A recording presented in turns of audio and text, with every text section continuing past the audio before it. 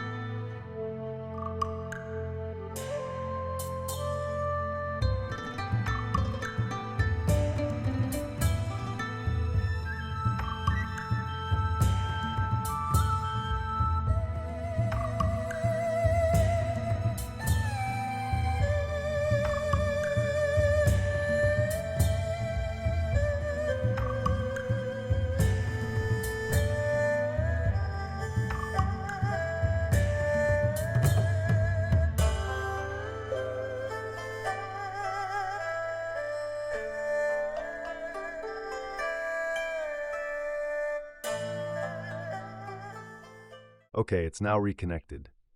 Let's connect the drive to a USB enclosure and see if it works. Hopefully it will spin up and be readable by the computer.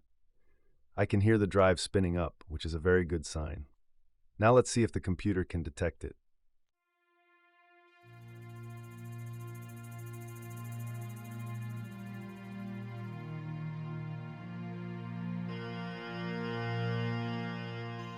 I've connected the drive to my MacBook Pro, and using Disk Utility, we can see the drive.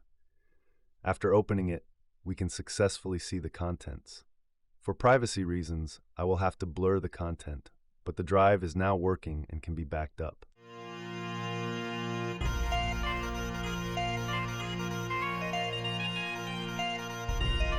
And that brings us to the end of this short video. I'm sure we made one viewer very happy today, successfully recovering their files from a damaged hard drive.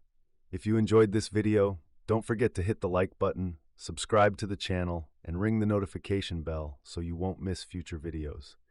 Thanks for watching, and see you all next time.